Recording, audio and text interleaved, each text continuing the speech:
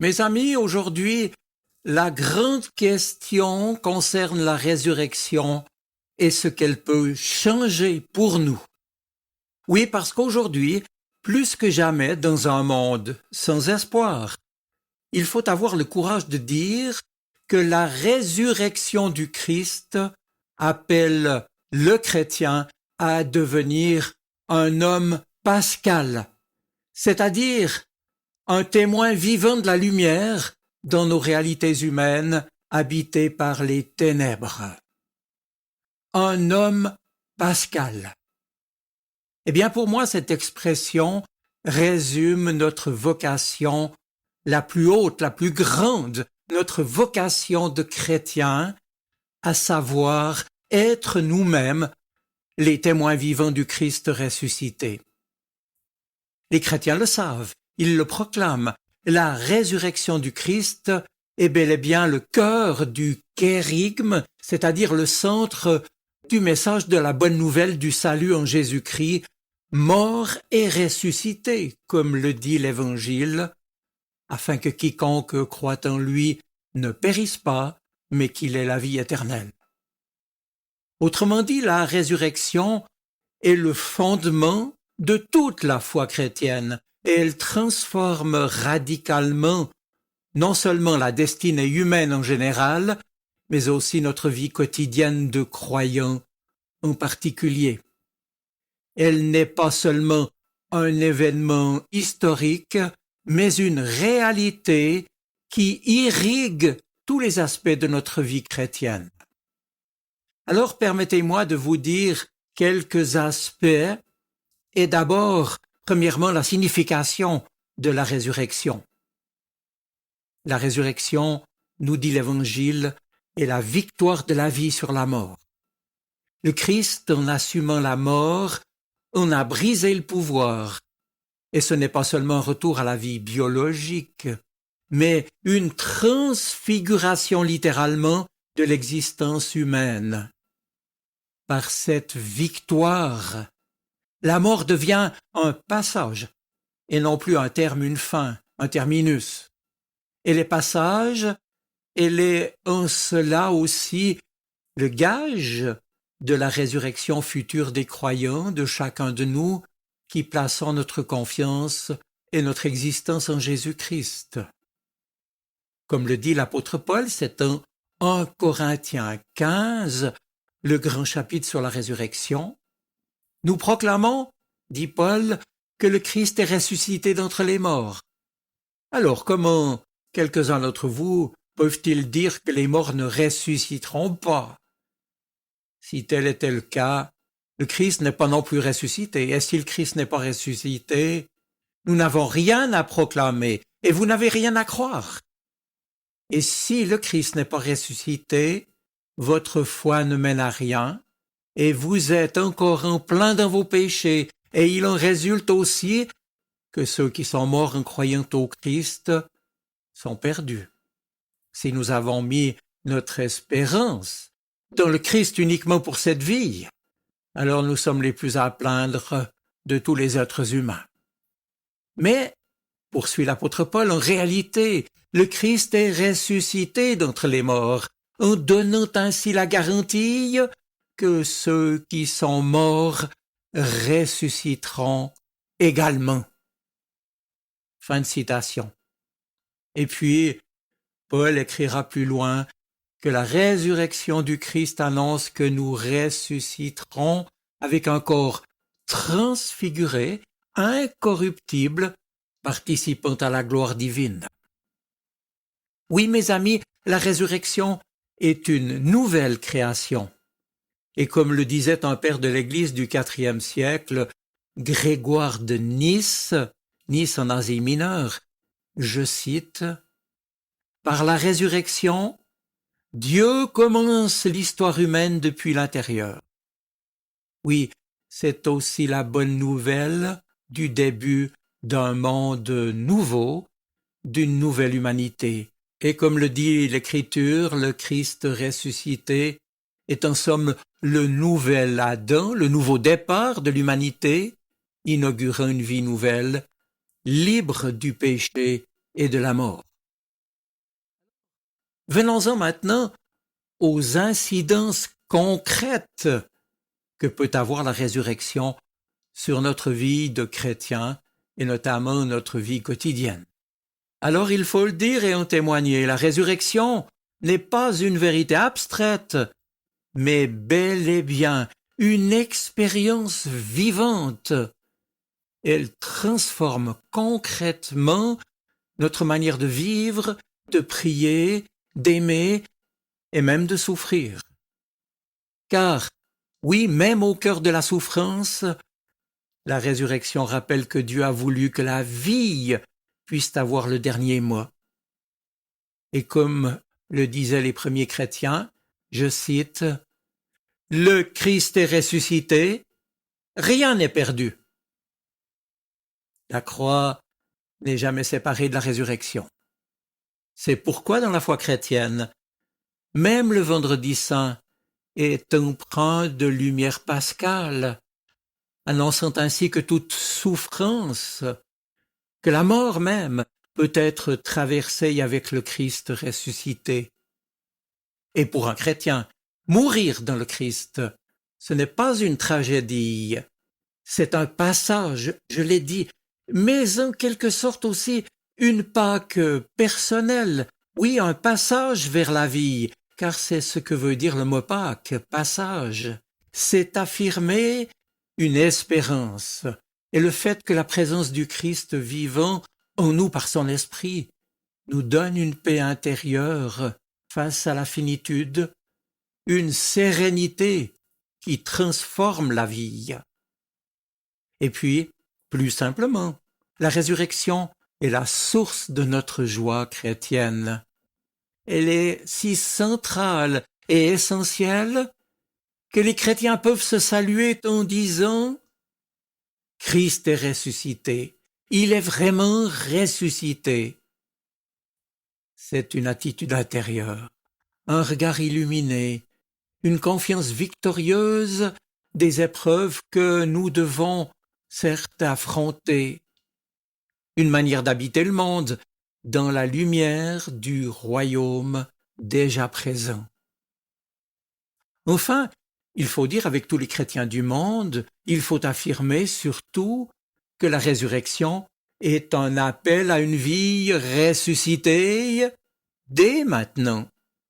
La résurrection est à vivre ici et maintenant par anticipation, parce que la résurrection ne concerne en effet pas que l'au-delà, mais elle appelle chacun et chacune d'entre nous à vivre, oui, déjà ici et maintenant, une vie ressuscitée, à devenir, je l'ai dit et j'y reviendrai encore, à être des hommes et des femmes pascales, transformés par la lumière de Pâques, qui se laissent transfigurer par l'Esprit Saint qui veut agir en nous et nous transformer chaque jour davantage à la ressemblance de Jésus-Christ.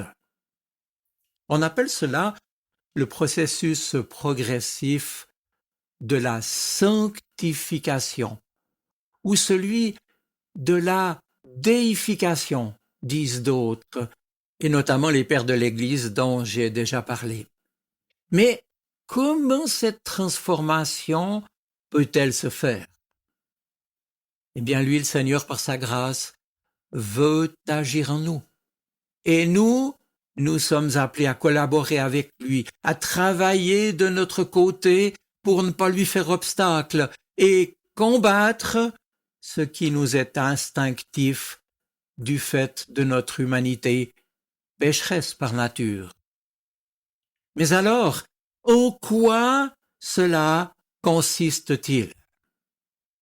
Eh bien, ceux qui nous ont précédés nous ont appris que cela consistait très concrètement à vivre selon l'Esprit, à vivre conduit par l'Esprit de Dieu agissant en nous, avec son aide à lutter pour vaincre nos passions, à aimer et à nous ouvrir à la communion avec Dieu et avec les autres.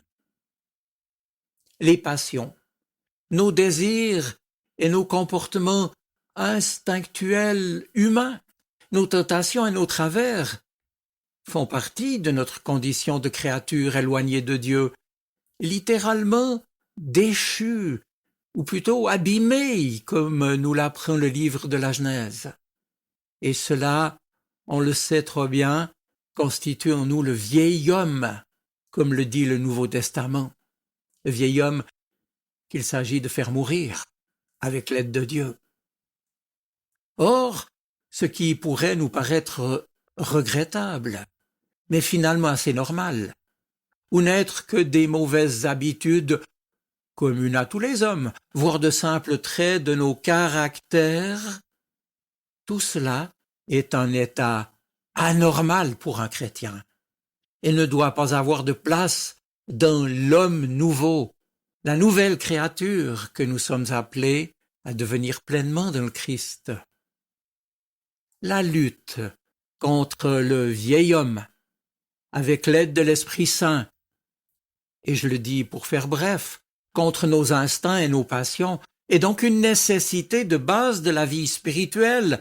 Elle doit être permanente. Il s'agit là, avec l'aide du Seigneur, de rester attentif et vigilant. Vivre du Christ ressuscité, un homme et une femme pascal, implique donc de se battre spirituellement, de lutter pour vivre en conformité avec les impératifs de l'Évangile. Nous, chrétiens, devons donc accepter que nous aurons à lutter jusqu'à notre dernier souffle. D'ailleurs, le but de la lutte n'est pas d'être délivré de la lutte. La lutte durera donc toujours. Seulement, plus on lutte, plus on a de chance, aidé par la présence active de l'Esprit de Dieu, agissant en nous conjointement à nos propres efforts, d'être vainqueurs dans la lutte. Cela dit, cette ferme décision de tous les instants n'est de loin pas une fuite du monde, mais en quelque sorte un enfantement à la vie divine.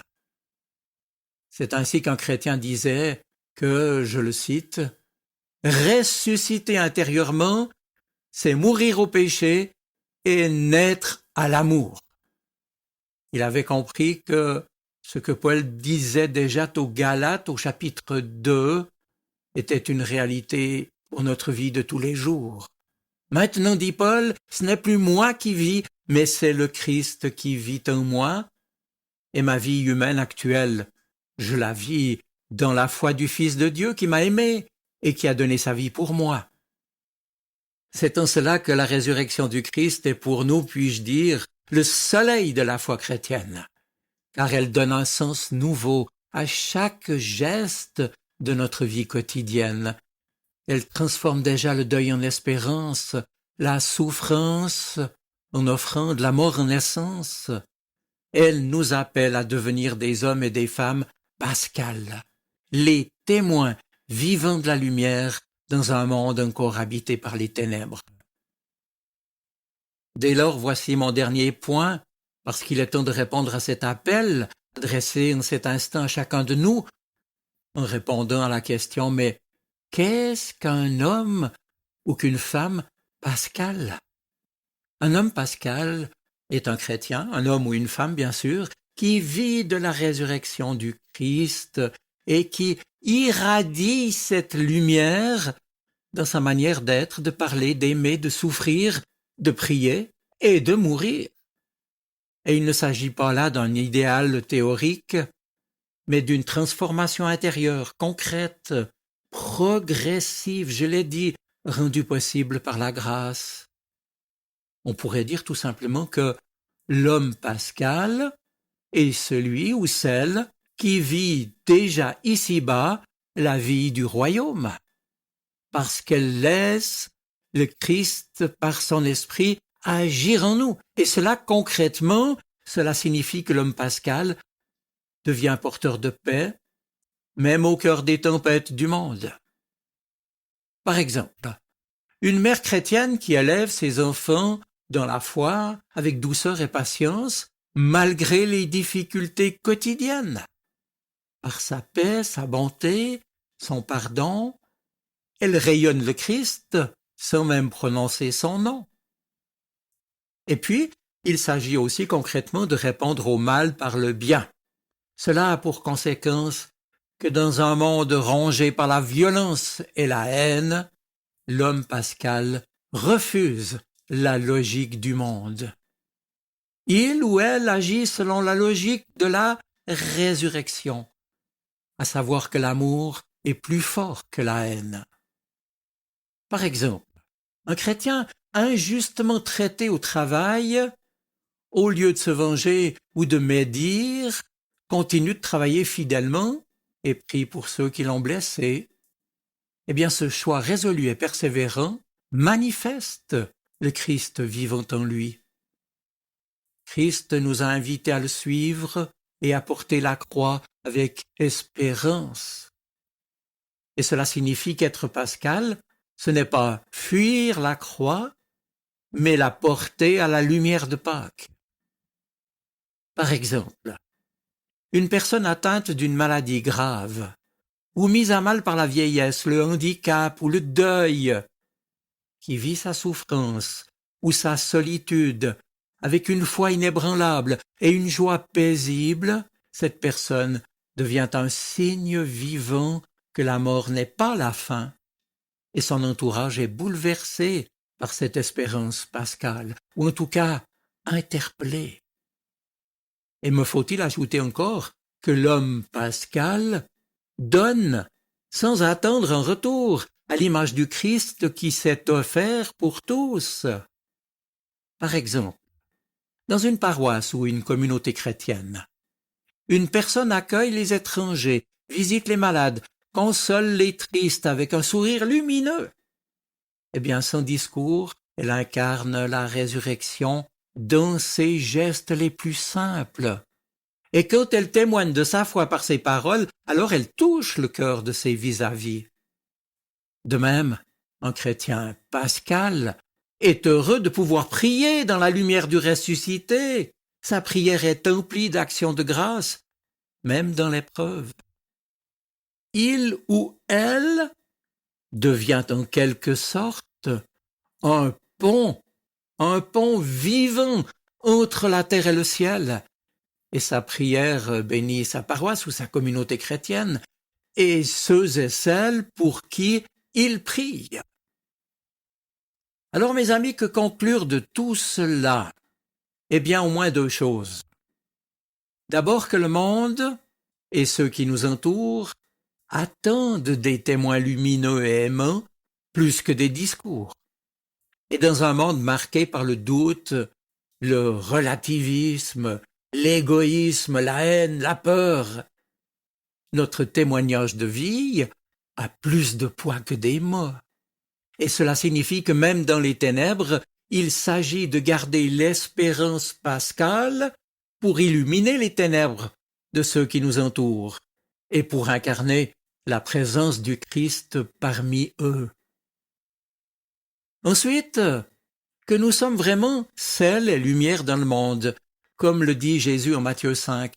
L'homme ou la femme pascale ne se retire pas du monde, mais il y est envoyé comme le ressuscité a envoyé ses disciples pour annoncer la bonne nouvelle. Il est sel et lumière dans le monde. Et ce témoignage commence dans le quotidien, travail, famille, quartier, et j'en passe. Il s'agit de vivre chaque instant comme un reflet du royaume qui vient, avec joie, simplicité et amour. Alors permettez-moi une dernière fois de vous citer à ce propos un autre père de l'Église du IVe siècle, Grégoire de Nazianze, qui disait ceci. « Soyons aujourd'hui ce que nous serons un jour, des êtres ressuscités, vivant déjà la vie nouvelle. » Écoutez bien, soyons aujourd'hui ce que nous serons un jour, des êtres ressuscités, vivant déjà la vie nouvelle. Eh bien, son invitation pressante nous montre bien que le chrétien, un homme ou une femme pascale, est avant tout une personne ressuscitée, en marche, un homme nouveau dans l'homme ancien. Voilà, mes amis, je termine. Accepter de devenir un homme pascal, une femme pascale, c'est laisser la résurrection de Jésus transformer notre cœur au quotidien, nos regards, nos gestes. Ce n'est pas une perfection morale, mais une transfiguration progressive de notre être, si nous y consentons, qui se fait à la fois par l'action de l'Esprit de Dieu en nous, mais uniquement avec notre ferme volonté personnelle d'y collaborer quotidiennement par nos choix et nos efforts concrets. C'est être humble et joyeux, aimant et libre, patient et fervent. C'est être dans le monde un rayon du matin de Pâques. Et dans ce monde où les ténèbres semblent parfois l'emporter, nous deviendrons alors les témoins de l'aube de l'amour qui ne finit pas. Que le Seigneur vous bénisse. Amen.